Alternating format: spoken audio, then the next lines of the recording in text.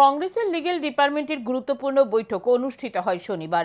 কংগ্রেসের লিগ্যাল ডিপার্টমেন্টকে শক্তিশালী করে কংগ্রেস দলকে শক্তিশালী করার লক্ষ্যে এদিন প্রদেশ কংগ্রেস ভবনে অনুষ্ঠিত হয় গুরুত্বপূর্ণ বৈঠক।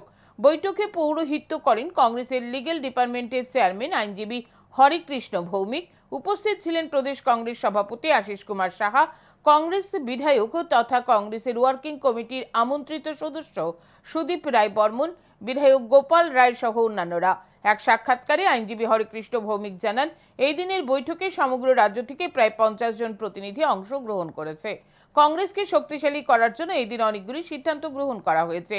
এই সিদ্ধান্তগুলির বিষয়ে তিনি সংবাদ মাধ্যমের সামনে বিস্তারিত তুলে ধরেন।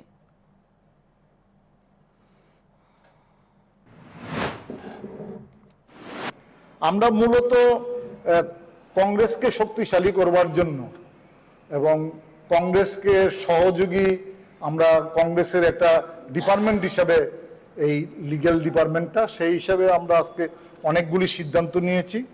সেই সিদ্ধান্তগুলির মধ্যে প্রথমেই আমরা যেটা শোকসভা নিয়েছি, শোক প্রস্তাব, যারা আমাদের অতীতে যেসব লিগ্যাল সেলের কর্মকর্তারা মারা গিয়েছে